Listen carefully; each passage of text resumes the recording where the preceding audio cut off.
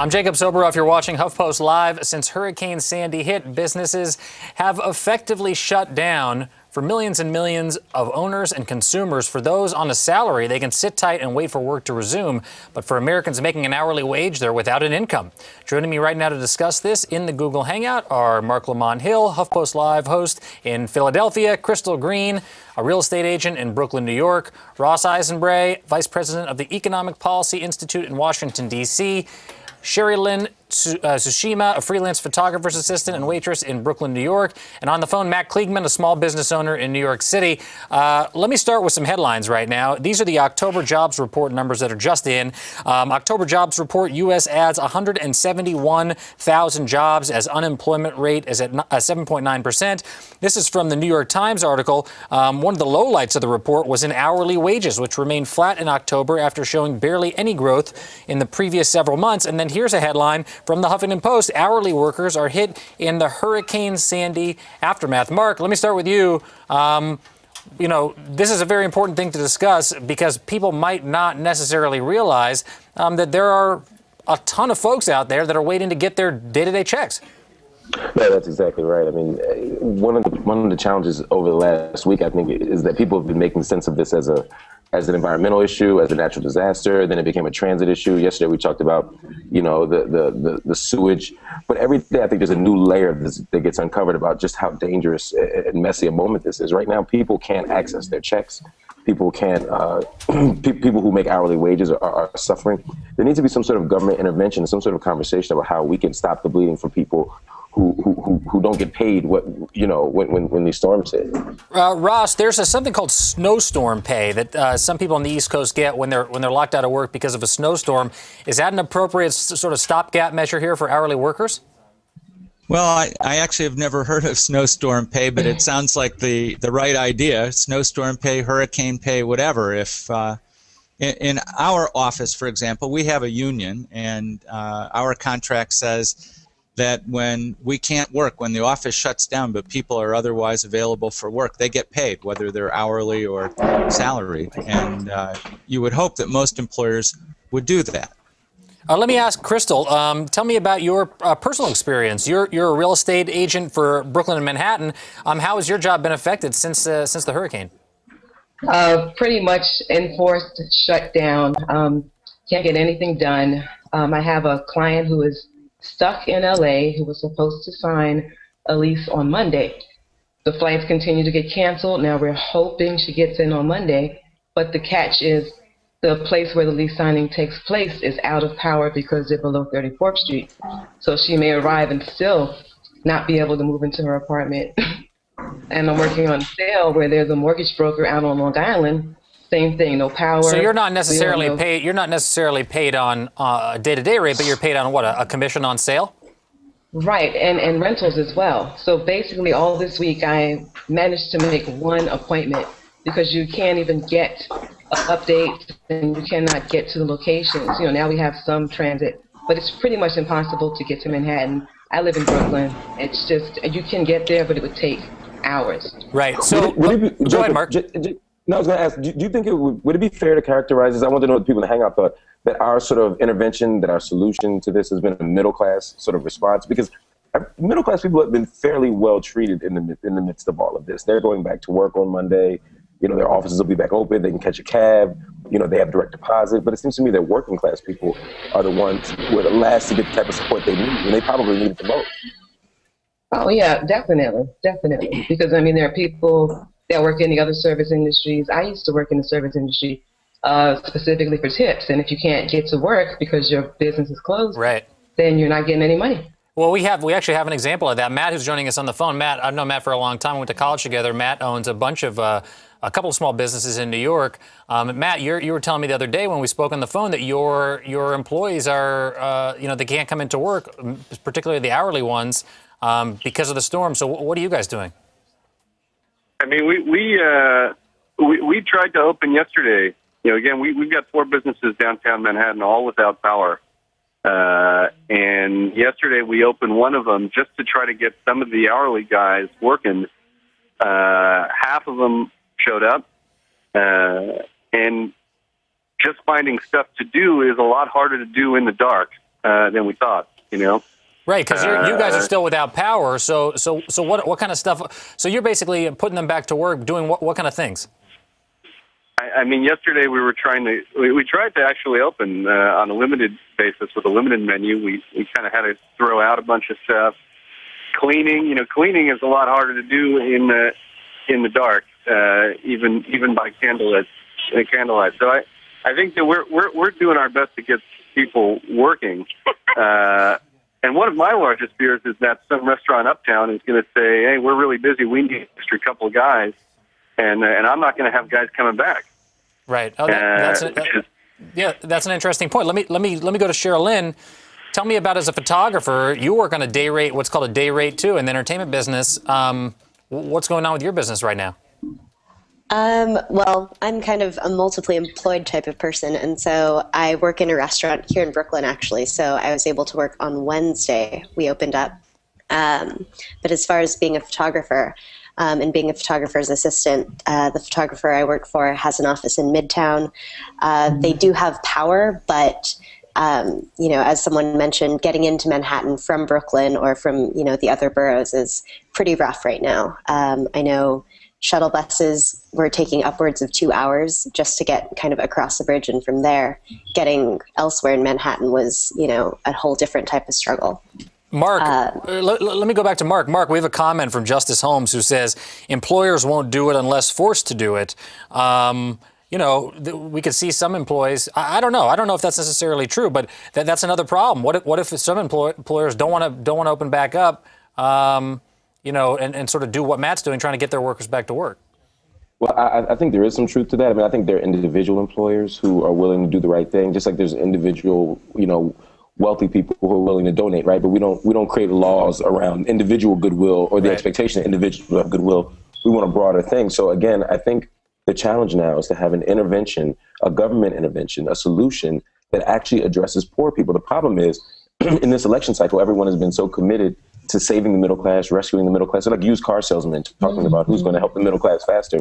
The word poor is like anathema to these people. Like no one is talking about poor people. No one's talking about working class people.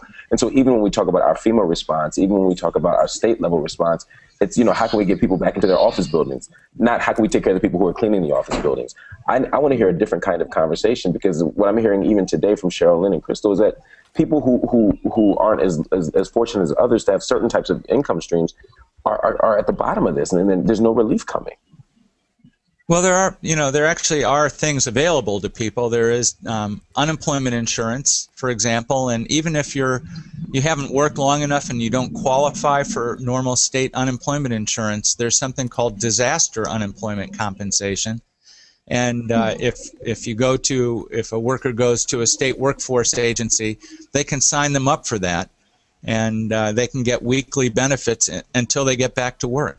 Let me just jump in here. There is something from FEMA, and we could take my computer screen right now, called Disaster Unemployment Assistance. This obviously is back from 2003, so I don't know how up-to-date this part of the FEMA website actually is, but the idea here would be if you're unemployed as a result of, in this case at least, the flooding that happened back then, you could be eligible for federal disaster unemployment assistance, but again, we don't have all the answers yet. Yeah, the same thing is true right now. Any county that's been declared a disaster, the people in that county can go and get this disaster unemployment assistance. And if you can't find it on FEMA's website, you can find it on the Department of Labor's website in the Employment and Training Administration. DOLETA. And I'll pull that up, doleta.gov, so everybody can see that. Cheryl Lynn, is that something that you would ever apply for? It sounds like you're able to get to your restaurant, but if you were in a situation where you wouldn't, would you go through that process? If I could find the website, that is definitely something I would look into. Well, right, and Mark, that's part of the challenge. It doesn't seem like people know how to get that help. Yes, That's exactly right. You know, you see Mitt Romney standing there, you know, pushing his pinto beans to the to the American people, getting to collect pinto beans. You see Obama hugging people, but that same attention isn't spent to directing people to these websites. It's giving people access to these resources. I mean, there's a part of me that says it's because they don't want people to find out, but part of me thinks that they're not even considering it. That it's not an evil plan. They're just not thinking about hourly workers. They're not thinking about people who are catching the most hell. They're not thinking about people who need unemployment insurance. It's just not at the forefront of our minds right now. That's what's so scary about this country sometimes. And yeah, exactly. It's a big unknown. Matt, you said half your employees didn't show up, even when you tried to open. Did you hear from them? Do they know that you want them to come in? Yeah, I mean, we reached out via, again, downtown, we had cell phone service in a few random spots, and I'm standing in one right now. You know, a lot of our folks live outside the zone that is without power, and so we were able to reach out to them. I think the lack of subways was what prevented people from getting to work yesterday. And what I want to know is what's available for the small business owners. You know, it's like we're doing our best to get people back to work, and I don't think I'm the outlier. I think a lot of small businesses. I'm standing in front of one right now that's open with a brick oven pizza, selling pizzas for far below what they normally do. I think there's a lot of small businesses that are doing their best to get people back to work. What's available for the small businesses? Well, and how do the small businesses get help? And so what I see here, Matt, on the FEMA website is that there are physical disaster loan eligibility. If you have a physical disaster in your place of business, and it says any business or private nonprofit organization that's located in declared disaster area, you can get that for a small business. But for instance, it sounds like you didn't have damage at your business, but you're shut off because of the power, right? Yeah, I mean, we've been closed since Monday afternoon. And so and this is because you don't have power, but not because you have actual damage. Ross, what can you do in a situation like that? Do we know? No, I'm really not sure. I'm not an expert on FEMA policy, so I really can't add much to it. What we'll do is, for those of you that are wondering, we will push the Small Business Administration's link into the resource well from the federal government, as well as the FEMA hourly worker assistance, so you can click on that and hopefully we can get some answers on that. Mark, can you still hear me? Yes. So again, let's just reiterate here, this is a communication problem. As you said, we see Mitt Romney up there. We even see President Obama up there suggesting people go to FEMA. But there's so much more than going to disasterassistance.org. That's exactly right. And I think it's a communication issue, but I also think it's a priority issue. And at the core, I think it's a deeper ideological issue. Yeah. Even when you talk about small businesses, we've talked about during these last 4 debates, vice presidential and presidential debates, about small businesses. For the last year and a half, all the candidates are talking about how they can rescue small business. But when more has a small business needed rescuing in the most literal sense than right now? So even when they have this sort of expressed commitment to small businesses are literally being washed away. And all we're telling them to do at best is go to a website where they can borrow up to $2 million. And by the way, Mark, these people that we're talking about, a lot of people that may be working hourly jobs, going to a website is no easy task. No, they can't. They're at work. They're trying to piece the lives together. They don't have internet access because it's all destroyed. Their cable is. I mean, we've gone down the list of reasons why this is absurd. Back in the 1970s, when they were trying to recruit people for adult literacy courses, the primary method of advertising was printed signs. So they were trying to get people who were illiterate to go to literacy classes by posting signs. That's the logic that I feel right now. They're going to people who have no access, whose power's out, and they're saying, "Oh, just go to a website and we'll help you." It's like, are you kidding me? We should be knocking on doors. We should be rescuing. That's what I've been thinking. Yeah, it's absurd. Yeah, go ahead, Crystal. You see all the. I was just saying, because even looking for ways to reach out and help. You're reading all these links on Twitter and Facebook. But I'm thinking these people can't even charge their phone. How do they even know where to go and get, food or blankets or any other resources? Obviously, if they don't have power, their internet by now has been down for several days, So that, to me, I think I'm just concerned with how the word is being spread and how you can really help as an individual. Because I don't think people even aware, in some cases, what to do or where to go. Well, all of these services are really provided at the state and local level. So it's Governor Cuomo, Mayor Bloomberg, Governor Christie. They've got to be organizing ways for people to learn about these services. Yeah. Because if you do have cell phone service and you're a small business person, you've got several options. One would be to call the Small Business Administration and see what they've got, or call FEMA directly and see what they've got. If you're an individual, you've got to get in touch with your state workforce agency. That's like the job service, the unemployment offices. And because the federal government has already announced grants to these disaster counties, they've already announced grants for cleanup projects that will put people to work. So let's say you work for a restaurant and the restaurant's out for weeks because of power or because it was flooded.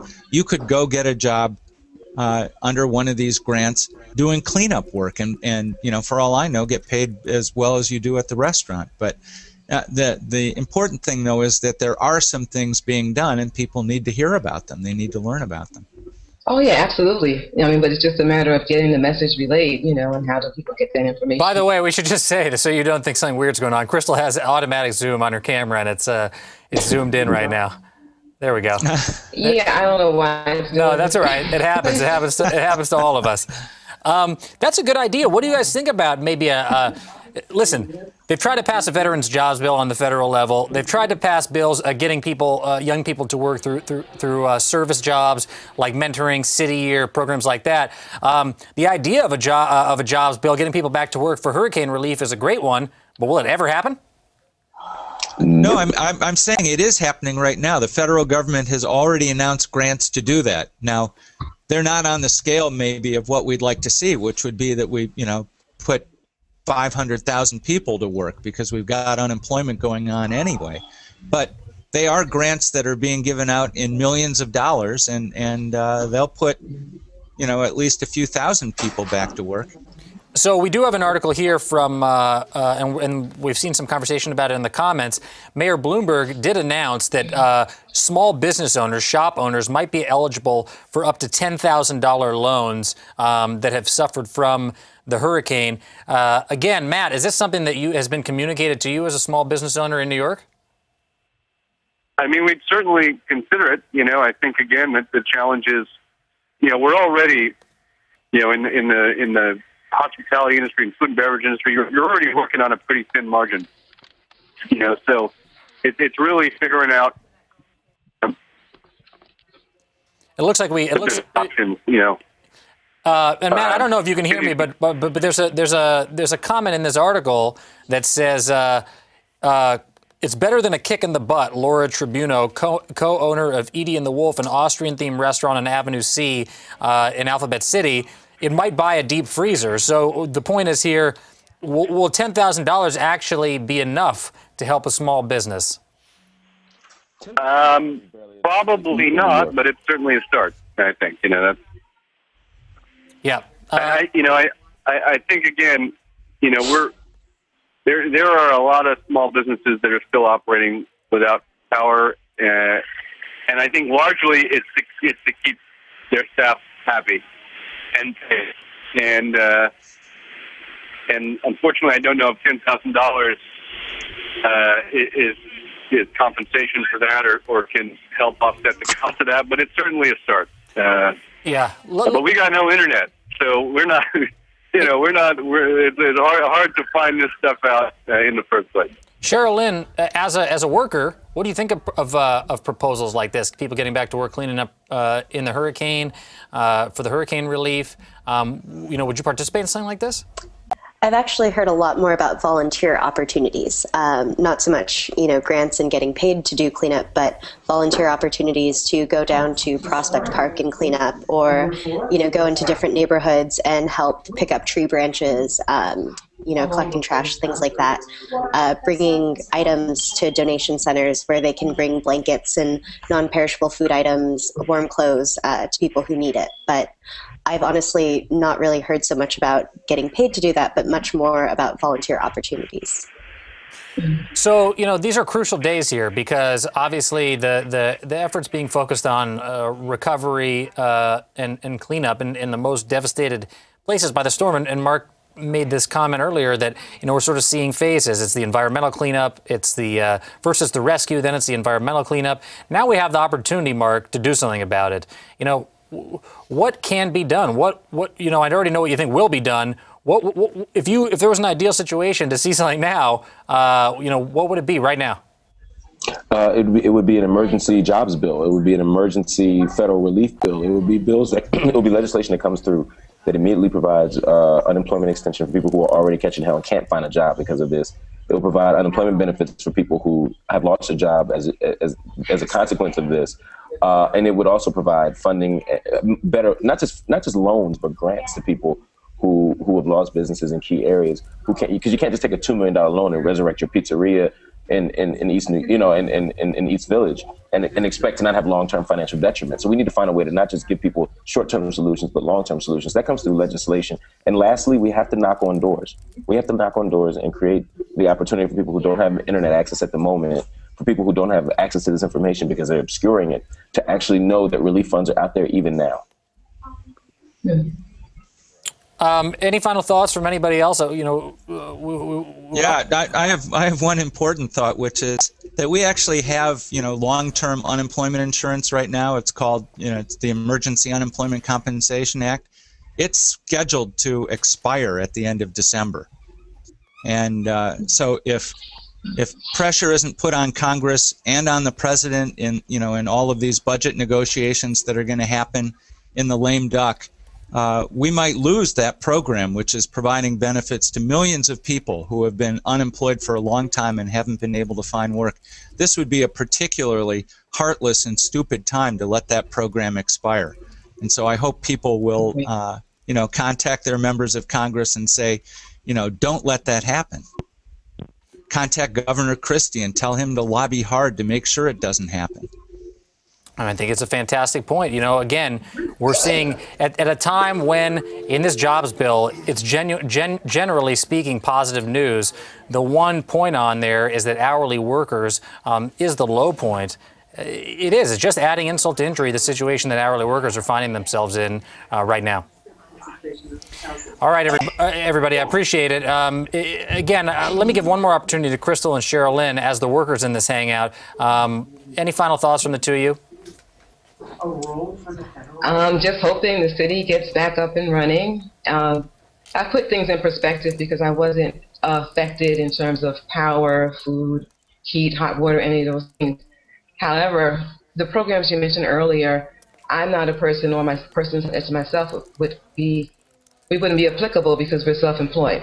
So every day that I'm not productive, which has been going since Sunday, there's no income stream coming in. So that's just my main concern. There's really no program that I can reach out to.